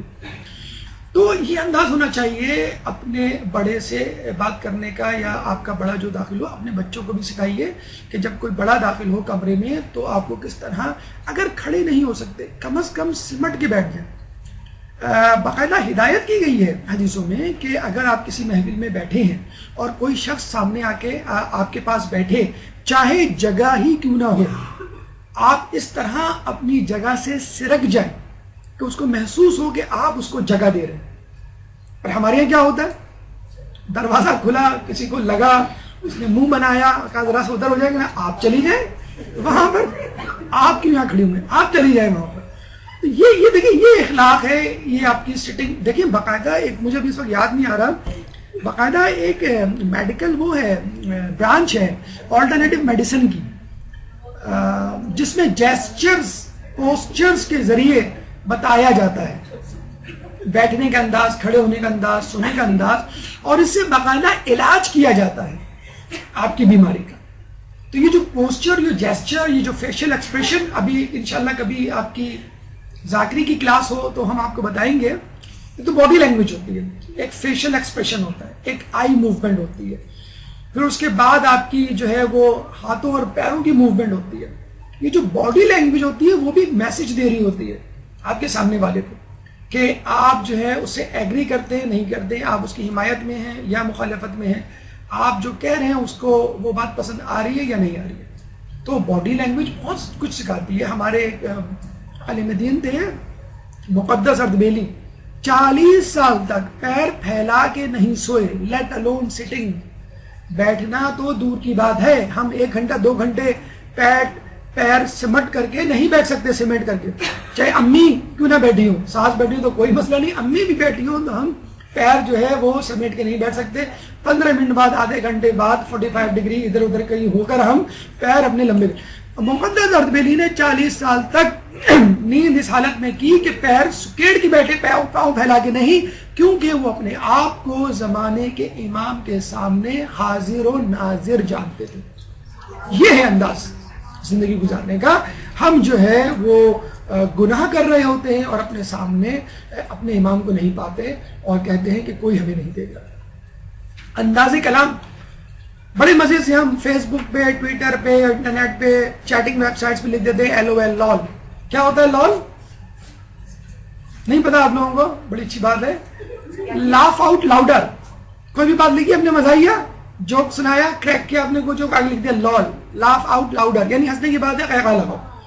منع کیا گیا ہے قہقہ لگانے کو، آواز کے ساتھ ہنسنے کو۔ رسول اپنے حجرے سے باہر نکلتے ہیں، مسجد نبوی میں کچھ لوگوں کو قہقہ ہنستا بولتا ہوا دیکھتے ہیں تو رسول کہتے ہیں کہ اگر وہ تمہیں باتیں معلوم ہوتی جو مجھے معلوم ہے تو تم ہنستے کم، روتے زیادہ۔ اسلام نے حوصلہ شکنی کی ہے ہنسنے والوں کو، ہاں تبسم کے لیے حوصلہ افزائی کی ہے، بلکہ یہ کہا گیا ہے کسی مومن کو دیکھ کر کسی مومن کا مسکرانا ایک صدقہ ہے۔ خود اصحاب رسول اس بات کے گواہ ہیں کہ ہم نے رسول سے زیادہ کسی کو مسکراتے ہوئے نہیں دیکھا، اسمائلنگ فیس جسے کہتے ہیں۔ تو ہنسنے سے بہتر ہے کہ انسان مسکرائے۔ قہقہے سے یعنی آواز کے ساتھ ہنسنا جو ہے وہ ڈسکریج کیا گیا ہے، اور یہ کہتے ہیں کہ حماقت پیدا کرتا ہے، عقل کم کرتا ہے، بہت زیادہ ہنسی مذاق جو کہ اس وقت ہمارے معاشرے میں بہت زیادہ ہو گیا ہے، حتیٰ کہ ہمارے خبریں جو ہے وہ جو ہے جب پڑھی جاتی ہیں تو وہ اس میں بھی ایک طنز اور مزاح کا پہلو آ گیا۔ ہمارے زمانے میں 9 بجے خبرنامہ آتا تھا، زبیر الدین ایک ہوا کرتے تھے، ان کو زندگی میں کسی نے مسکراتے بھی نہیں دیکھا۔ کبھی کوئی غلط خبر دینی ہو، سنجیدہ خبر دینی ہو مثلا ماشاء اللہ کی، تو وہ آگے خبر دیا کرتے تھے۔ لوگ کہتے تھے کہ ہاں ان کو دیکھ کے یقین آ جائے کہ واقعی ماشاء اللہ لگ گیا یا ملک کے حالات خراب ہیں، ان کو کبھی کسی نے ہنستے بھی نہیں دیکھا۔ اور امپاسبل، ناممکن ہے کہ 9 بجے کے خبرنامے میں کوئی نیوز کاسٹر ہنس دے، امپاسبل۔ آج جو ہے وہ ہنسے بولے بغیر، طنز کیے بغیر لوگ جو ہے وہ اپنی زبان سے خبر ہی نہیں نکالتے اور لوگوں کو ہضم بھی نہیں ہوتے۔ ملنساری، دیکھیں تواضع انکساری کے بارے میں کہا جاتا ہے کہ ہر چیز، ہر نعمت، ہر عبادت، ہر خصوصیت کردار اللہ تعالیٰ دیتا ہے، توفیق جسے کہتے ہیں نا، اللہ میں توفیق دے عبادت کی، اللہ میں توفیق دے خوش اخلاقی کی۔ ملنساری، تواضع انکساری ایک ایسا پہلو ہے، ایک ایسی خصوصیت ہے جو انسان کو خود پیدا کرنی پڑتی ہے۔ امام اس زمانے میں حمام جو تھے وہ باہر ہوا کرتے تھے، لوگ نہانے کے لیے باہر حمام جایا کرتے تھے۔ آج کل سوئمنگ پول ہے، لوگ نہانے کے لیے سوئمنگ پول جاتے ہیں، سوئمنگ کرنے کے لیے اس زمانے میں لوگ نہانے کے لیے گھروں میں حمام خانے نہیں ہوتے تھے. تو گئے امام, تو ایک شخص جو ان کو پہچانتا نہیں تھا کہا کہ ذرا میری پیٹھ کھجا دینا, میری پیٹھ صاف کر دینا. اور امام بغیر کسی تردد کے اس کی پیٹھ کھجانے لگے, اس کی پیٹھ صاف کرنے لگے, یعنی میل صاف کرنے لگے. خدا نہ خاصہ کسی نے دیکھا تو اس شخص کو سمجھایا تجھے نہیں معلوم یہ کون ہے؟ اپنے وقت کے امام, اور بڑے آرام سے لوگوں کی خدمت کر رہے ہیں. اور اگر ہم رستے میں چلیں, ابھی آپ ہی کوریڈور میں کوئی چاکلیٹ کا ریپر نظر آ جائے, کوئی چپس کا پیکٹ کوئی پھینک دے, پہلے تو ہاتھ لگا کے دیکھیں گے پھولا ہوا ہے یا پچکا ہوا ہے. اگر پھولا ہوا ہے بھرا ہوا ہے تو خاموشی سے رکھیے, اگر پچکا ہوا ہے تو بھائی یہ دیکھیں کہ لوگ کیسے ڈال دیتے ہیں, بھائی ادھر آئے فلاں کو بلائے, یہ اٹھائیں یہاں سے. تو یہ ہماری جسے کہتے ہیں کہ وہ حالت ہو گئی ہے کہ اپنا ریپر تو ہم خود ہی پھینکیں گے اور دوسروں کا بھی جو ہے ہم نہیں اٹھائیں گے. شان کے خلاف سمجھتے ہیں ہم. تو امام جو ہے وہ عام کام کرنے میں کوئی جسے کہتے ہیں کہ آر یا شرمندگی محسوس نہیں کیا کرتے. مزید قریب ہو تو ہمیں پتہ چلتا ہے کہ کم سویا کرتے تھے, غلاموں کے ساتھ کھانا کھایا کرتے تھے, ہر مہینے 3 روزے رکھا کرتے تھے. رکھ تو وہ پوری عمر اور پورے مہینے کے رکھ سکتے تھے روزے, لیکن ہماری آسانی کے لیے, یہ میں نے پہلے بھی آپ کو بتایا تھا کہ کم از کم مہینے میں 3 روزے کی عادت ڈالیں, اور 1 روزے کا مطلب 10 روزے, کیونکہ اللہ تعالیٰ قرآن میں فرماتا ہے کہ میں 1 نیکی کے بدلے 10 نیکی کے برابر اجر دوں گا. پہلی جمعرات مہینے کی, آخری جمعرات مہینے کی, اور درمیانہ بدھ جو کہ 10 تاریخ کے بعد آتا ہے, پہلا بدھ 10 تاریخ کے بعد پہلا بدھ. یہ 3 مستحب روزے ہیں. اگر ان روزوں میں آسانی نہیں ہے آپ کے لیے, یعنی جانا پڑتا ہے کہیں, گھومنا پڑتا ہے, تو ایک الگ بات ہے. اگر آپ صاحب خانہ ہیں یعنی خاتون خانہ ہیں تو آپ کے لیے چندہ مشکل نہیں ہونا چاہیے روزے رکھنا. ورنہ جب بھی موقع ملے کم از کم مہینے میں 3 روزے, مدرسے کی طالبہ ہونے کے ناطے کم از کم یہ دقت زحمت برداشت کر سکیں تاکہ تعلیم کے ساتھ ساتھ آپ کا تقویٰ جو ہے وہ مکمل ہو سکے. امام سے کسی نے پوچھا کہ ہم میوہ کھا کے کچھ بچا ہوا پھینک دیتے. امام نے سختی سے منع کیا, اور اکثر ہماری عادت ہے, ہمارے بچوں کی عادت ہے کہ وہ پیزا بھی کھائیں گے تو اس کا کرسٹ چھوڑ دیں گے. اب پیزا ہٹ والوں نے اس کرسٹ میں جو ہے وہ چیز ڈالنا شروع کیا. خدا کے واسطے اس کو کھا لو, اس کو چھوڑو نہیں. جب بھی جو ہے وہ ڈیل لگتی ہے بوفے کی, تو مین پیس کھا کے مسالے والا جو کرسٹ اور برگر کے وہ جو کنارے کی چیزیں ہیں, یا گھر میں جو روٹیاں کھاتے ہیں وہ جو موٹا کنارہ ہوتا ہے اس کو لوگ چھوڑ دیا کرتے ہیں.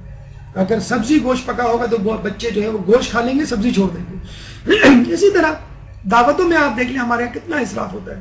آدھی پلیٹ کا جو ہے کھانا جو ہے وہ لوگ چھوڑ دیتے ہیں, اور پلیٹوں میں ماشاءاللہ نکالتے ایسے ہیں کہ ایک صاحب اپنی پلیٹ میں کھانا نکال کے لائے, ٹیبل پہ جیسے بیٹھے بہت سارے لوگ آگے ان کی پلیٹ سے نکالنے کے لیے. کہا کیا ہوا؟ کہ ہم سمجھے یہ ڈش ہے, ہم سمجھے کہ یہ ڈش ہے, سوری ہم یہ آپ اپنے لیے نکال کے لائے. جی میں اپنے لیے نکال کے لایا. برے وقتوں کا پتہ نہیں کہ میں دوسری مرتبہ جاؤں تو کھانا ملے یا نہ ملے. میں کھٹا نکال کے لے آیا کہ دعوت ختم ہونے تک اس پہ اکتفا کروں گا, اور ہو سکا تو میں اپنے بچوں کو بھی کھلا دوں گا, اور اگر فون کال آ گئی تو زنان خانے میں بیگم کے پاس بھی بھیج دوں گا. میں نہیں چاہتا کہ وقت سے پہلے جو ہے یہ کھانا بنے. تو یہ ہمارے حالات ہیں, اور جس طرح جو ہے اس کو ویسٹ کیا جاتا ہے. ابھی ایک کلپ دیکھ رہا تھا میں باہر کی, تو اس میں بتایا جا رہا تھا کہ تقریباً فقط آئرلینڈ میں $200 ملین کا کھانا جو ہے وہ ضائع ہوتا ہے. اتنا زیادہ, آپ کسی باہر کے آنے والے شخص سے پوچھیں تو وہ آپ کو بتائے گا اتنا ضائع ہوتا ہے کھانا کہ بتا نہیں سکتے آپ. لوگ کھانا خریدتے ہیں, آدھا کھاتے ہیں اور پھینک دیتے ہیں. اور وہاں تو کھانا کیا, مطلب لباس, فرنیچر, گھڑی, عام چیزیں لوگ جو ہے وہ سڑکوں پہ, ڈسٹ بن تو نہیں کہہ سکتے, کبرڈز لگی ہوئی ہوتی ہیں, ان کبرڈز میں لوگ جو ہیں وہ چیزیں رکھ دیتے ہیں. اور کبھی آپ کھول لیں, اگر غلطی سے اگر آپ کبھی جائیں اور کھول لیں تو آپ کو پتہ چلے گا کہ میں شاید یہ چیز ڈپارٹمنٹ میں آ گئی ہوں یا کسی شاپنگ سینٹر میں, کہ ایسی چیزیں بالکل لگے کہ نہیں. وہاں آپ کی مطلب پرچیزنگ پاور زیادہ ہوتی ہے تو لوگ پھینک دیتے ہیں, اور تاکہ دوسرے لوگ جو ہیں وہ استعمال کر لیں. امام ششم سے کسی نے پوچھا کہ اسراف کسے کہتے ہیں. آپ سنیے, غور سے سنیے, یہ آپ اور ہمارے لیے میسیج ہے. ہم دن میں یہ کام کتنا کرتے ہیں, اور آج جا کے آپ اپنے اوپر نگاہ ڈالیں, احتساب کریں. امام سے پوچھا اسراف کسے کہتے ہیں. امام نے کہا کہ تم پانی پیو اور گلاس میں تھوڑا سا پانی بچا دو, یہ اسراف ہے. ارے ہم تو پوری آدھی کولڈ ڈرنک بچا دیتے ہیں, کہ لوگ کیا کہیں گے، اتنے نیتیں ہیں کہ پورا ایک ایک گھٹ بھی آپ پی گئے، کچھ بھی نہیں بچایا. یہ عجیب انداز ہے لوگوں کا. آپ کسی کے جائیں ضروری ہے کچھ بچانا پلیٹ میں، کیوں؟ لوگ سمجھیں گے کھانا کھا کے نہیں آئے اپنے گھر سے، اتنے بھوکے. تو کولڈ ڈرنک تو بہت دور کی بات، امام تو کہہ رہے ہیں کہ اگر پانی گلاس میں تھوڑا سا بچا دو تو یہ بھی اسراف ہے. امام نے سختی سے منع کیا کہ جب بھی کھانا کھائیں اس کو چھوڑ دیں، یا میوہ کھائیں تو اس کو جو ہے وہ آدھا کھا کے پھینک دیں. بلکہ یہ بھی کہا گیا ہے کہ اگر میوے کا بیج جو نہ کھایا جا سکے، مثلا کھجور کا بیج آپ نہیں کھا سکتے گٹھلی، تو اس کو ایسی جگہ پھینکو جہاں امکان ہو کہ وہ گٹھلی دوبارہ اگ سکے. دیکھیں آپ، یہ ہے ری سائیکلنگ. مغرب میں جو ری سائیکلنگ پہ توجہ دی جاتی ہے کہ آپ جو ٹن پیک ہیں یا پلاسٹک کی بوٹلز ہیں یا جتنی بھی چیزیں آپ استعمال کرتے ہیں اس کو احتیاط سے آپ جو ہے وہ اپنے ڈسٹ بن میں ڈالیں تاکہ ری سائیکل ہو سکے. انگلینڈ میں باقاعدہ 3 کوڑے دان ہوتے ہیں، 3، یلو، گرین، بلو، مختلف کلرز کے. ایک میں کچن کا کچرا ہوتا ہے جس میں ریپرز، بسکٹ کے ڈبے وغیرہ ہوتے ہیں. ایک میں کوڑا جو گھر کا ہوتا ہے وہ ہوتا ہے. ایک میں لکوڈز ہوتے ہیں. اور اگر آپ نے متعلقہ ڈبے میں متعلقہ کوڑا نہیں ڈالا، یعنی لکوڈ کا کوڑا جو ہے آپ نے ریپرز میں ڈال دیا، ریپرز کا کوڑا جو ہے کچن کے گاربیج میں ڈال دیا، تو آپ کے میونسپل کمیٹی والے آ کے آپ کے گھر کے باہر کا جو کوڑے دان ہے وہ صاف نہیں کریں گے. وہ پورے مہینے پڑا رہے گا، سڑتا رہے گا. جب آپ فون کریں گے تو وہ آئیں گے، آپ کو بتائیں گے کہ آپ نے غلط جگہ پر، غلط ڈسٹ بن میں غلط چیز ڈال دی ہے. تو ہم یہاں پر ماشاءاللہ کوڑے کو استعمال ہی نہیں کرتے ہیں، بہت نیٹ اینڈ کلین رکھتے ہیں کوڑے دان کو، ڈسٹ بن کو. کیا ضرورت ہے کوڑے دان میں کوئی چیز ڈالنے کی؟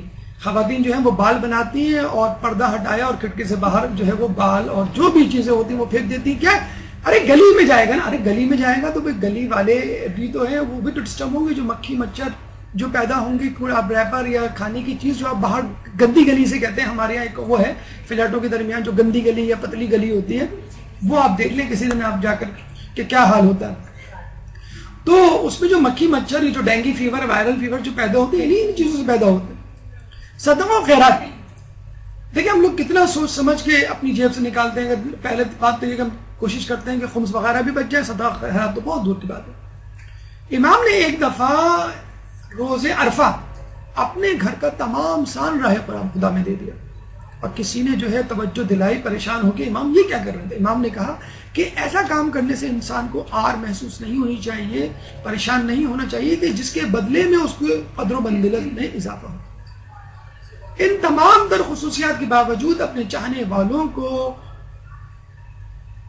نصیحت کیا کرتے تھے کہ دیکھو ہر روز شام کے وقت تمہارے اعمال امام کے حضور پیش ہوتے ہیں، ایسے بن جاؤ کہ جیسے ان کے شیعوں کو ہونا چاہیے. شب جمعہ آپ نے سنا ہی ہوگا، لیکن ہر روز شام کے وقت بھی اعمال پیش ہوتے ہیں. اگر انسان جو ہے یہ وتیرہ اپنا لے کہ روزانہ اپنے آپ کو شام تک بخشوا لے، یا گناہ کرے تو اس کی مغفرت کروا لے، تو شام تک کم از کم جو ہے انسان اللہ کے حضور، اپنے امام کے حضور سرخر ہو سکتا ہے.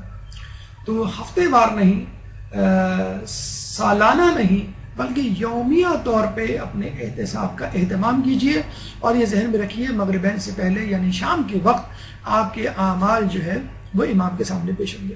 اعترافات، امام کی شخصیت کا اعتراف نہ صرف شیعہ ان کے ماننے والوں بلکہ اغیار نے بھی کیا ہے. ابن حجر اسقلانی مشہور اہل سنت کے عالم دین، آپ کہتے ہیں کہ آپ تمام لوگوں میں جلیل القدر اور عظیم المرتبت تھے، یعنی آپ کی شخصیت تمام لوگوں میں برتر و افضل اور عظیم تھی. یہ اعتراف جو ایک غیر شیعہ فرد نے بھی آپ کے سامنے کیا، بلکہ حجر اسقلانی کی ایک کتاب ہے سوائق المحرقہ، جس میں اصحاب رسول پر ایک باب باندھا ہے. اور جب علی کے فضائل کی باری آئی تو یہ لکھا ہے کہ جتنی فضیلتوں کی روایات امام علی، حضرت علی سے منقول ہیں، منسوب ہیں، کے بارے میں منسوب ہیں، کے بارے میں منقول ہیں، اتنی روایات کسی بھی صحابی رسول سے منسوب نہیں. بہت بڑے عالم دین، ان کا یہ جسے کہتے ہیں اعتراف، اور خود امام رضا کے بارے میں اعتراف کہ آپ تمام لوگوں میں جلیل القدر اور عظیم المرتبت تھے.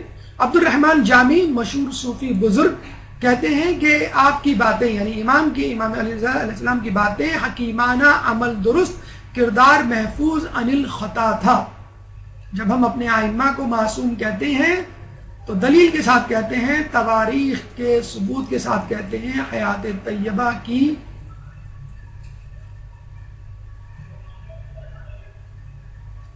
باتوں کو مد نظر کہتے ہیں کہ اگر آپ چاہیں تو تاریخ سے، ان کی سیرت سے کوئی ایسا واقعہ پیش کرتے ہیں جس سے ان کی خطا ثابت ہو جائے۔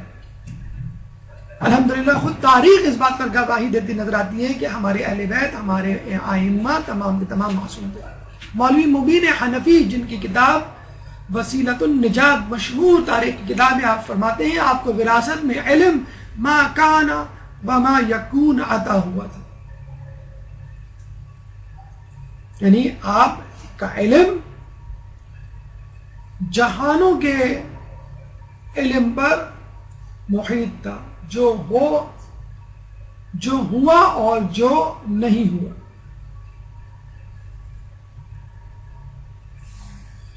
کرامات کے حوالے سے گفتگو انشاءاللہ موقع ملا تو ہم آئندہ کبھی کریں گے، کیونکہ آپ کا وقت مکمل ہو گیا ہے۔ جس حساب سے ہم مواد لائے تھے لگ یہی رہا ہے کہ شاید یہ 4 نشستوں پہ یہ گفتگو مکمل ہو، تو چلیں اس کو ہم یہاں رکھتے ہیں۔ اگر ممکن ہوا تو اگلے ہفتے، کیونکہ 23 ذی الحج بھی ان کی ذی القعدہ بھی ان کی شہادت ہے، اگر نہ ہوا تو کسی اور وقت انشاءاللہ آپ کی حیات طیبہ کے حوالے سے اس گفتگو کو مکمل کر دیں گے۔ اس گفتگو اب تک کی گفتگو سے متعلق اگر آپ کے ذہن میں کوئی سوال ہے تو آپ کر سکتے ہیں۔ اس سے پہلے ایک درود پڑھ دیجئے محمد والے